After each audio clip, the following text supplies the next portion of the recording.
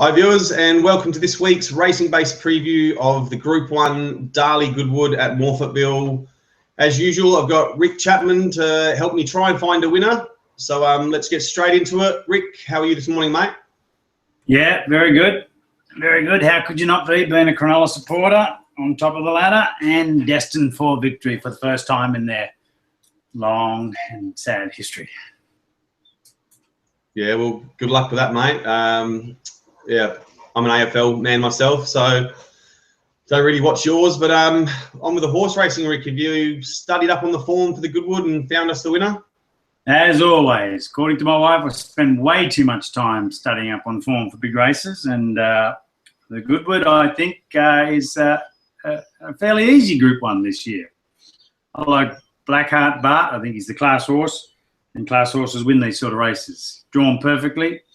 He'll get good cover behind them. He'll get out in time and he'll just go whoosh. And I think he wins from Admiral, who comes in particularly well at the weights following a great mainland run behind Superday last start.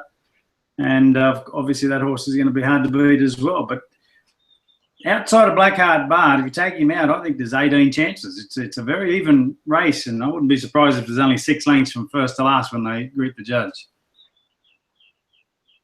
Yeah, it is an open race indeed, Rick. And one thing about the Goodwood is it always throws up a roughie. I think the last 10 years we've seen 6 horses at better than 20 to 1 get up. They've had 20 to 1 shots, a couple at 30 to 1, Smoking Joey at 40 to 1. So it can throw up a rough result. And mine's not as rough as that, but... Oh, he's going to get on. Yeah, mine's not as rough as that, Rick, but I'm going for the other weary horse. I'm going for Saboog. I loved his sectionals last time. He absolutely flew home, missed the start by a couple of lengths. So that's the only concern, is that he could miss the kick slightly, but he doesn't do that all the time. So as long as he jumps with them, can sit right behind the speed. Dean Yendall takes the ride. He's down in the weights, and I think he's ready to run a big race. I think we did this last week, had the same trainer, but different horses in the big race. We did, mate. You with Etymology, which ran a cracking second at good odds, might I add. So let's hope one of us are around the money, and well, even more so, let's hope one of them are winning. But I think, wouldn't surprise to see Weary Quinella this one, which would be a massive feat. Yeah, look, I wouldn't be surprised. I think the 3-year-old's got a good chance too. He's got wayward manners. That's what steered me against him. And he did get beaten last start, even though his run was eye-catching. And that filly beat him in the field. So, we've got to take that into perspective. But class just prevails. Just, to me, Blackheart Bart is just so much better than these horses, and all he needs is clear running. But we'll soon see. And if I get $3.80, $4, I'll be a happy camper at the end of Saturday.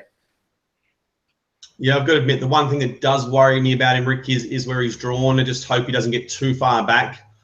Can be a bit of a nightmare spot in that 1,200-metre scamper at Morphettville. If you get back along that fence, generally it's these horses that are coming wide and swooping. That's the thing, the 1,200 there, especially the Goodwood, horses can sit really wide and just storm home down the outside. So Platelet, Smoking Joey, Flamberge, just to name a few recent ones. But yeah, good luck with that one, Rick. Blackheart Bart for you, and Weary's other, Saboog, for me. Yeah. And anything that caught your eye on that program, Rick? Have you had much of a look through Morphettville? Look, I have, because obviously it's a race meeting that will have the nation's attention. I think Tuscan Sling can bounce back and finally get a win. Mind you, saying that, in fact, I'm going to change my view. I was on Private Secretary in the Group 1 race last start, and I don't think she was ridden intelligently. I'm not going to say she was going to win. She finished 7th, but I do think she should have finished 2 lengths closer if Paul King had stayed on the fence the whole way. So on that basis, I'll be on Private Secretary in the, I think it's the race before the Darley Goodwood. So Private Secretary, I'll make her my other special for the meeting. Yeah, that's race 6, the Proud Mistakes, Rick. That's it's an open race, that one, for sure. Yeah, and of course we've got the 3-year-old fillies race with the winner almost certainly bound for Queensland for the Q2C Oaks. And didn't we see a couple of New Zealanders rise up during the week and put their hand up for Q2C Oaks honours? But that'll be a good race too. But Believe you'd think would have to win that, despite the bad barrier.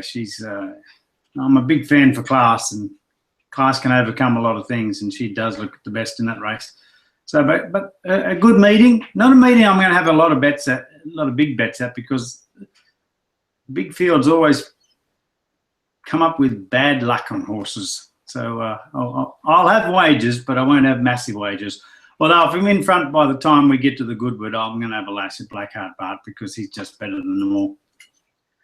Yeah, well, speaking of Class, Rick, we've got a couple of classy ones going around at Morphettville as well in the RA Lee Stakes. So got Melbourne Cup winner Prince of Penzance, presuming he's going to have that one run for being put away for another tilt at the Melbourne Cup.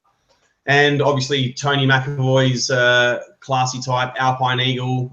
He looks a good thing there. If he's even close to ready, he should blow them away there. But Prince of Penzance, it'll be good to see him back. And Michelle's heading over to take the ride. So that's a good coup for Morphettville, I think.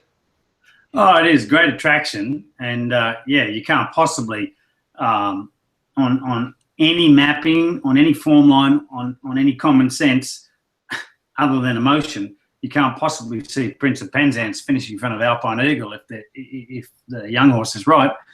But will be great to see Prince of Penzance. Michelle has really captivated the attention of race fans and non-race fans, and I love seeing things that promote the sport, and she does that particularly well. She's a wonderful ambassador. Yeah, and on Alpine Eagle, it's I tell you, it's rare to see Tony McAvoy. He's stepping him out over 1600 first up. He wouldn't normally do that, not with a horse like this. So you can only assume that he is really forward, and he's there to win this one. So, and Tony's travelled him as well. He's taken him over to Melbourne for a trial. He's brought him back, and I think all of that might have brought him on. And yeah, I think he looks a really good thing. He's drawn well too. So I'll have a big go at Alpine Eagle, but and we'll be enjoying the day. Yeah, it'll be a good day. Be a great day.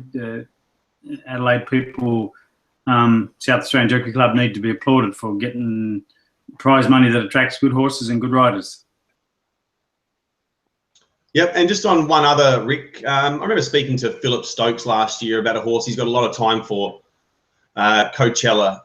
Philip's been waiting to get this one out to a decent trip.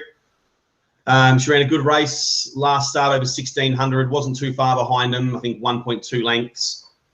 It's come up at ridiculous odds at $41 tomorrow. So race 4, 2015 metres. I'd be having something small on Coachella at 40 to 1. So at each way value, like I said, I know Phillips wanted to get this one out to a trip. He thinks she'll be a good staying prospect. So worth having a punt on. Yeah, well, good luck there. You've got three Darren Weir horses in that race, and I'm always reluctant to bet against a Darren Weir stayer. He just has some knack of getting them to find lengths in the home straight. Yeah, well, you know, Philip Stokes, I don't think in Adelaide, they don't come much better than Phil. So, and he knows how to get them ready. And this Coachella's 5th up from a spell. I love horses, 2,000 metres, 5th up. 40 to 1 just looks ridiculous odds. I think she should be at least half that. So even with Weary's in the field.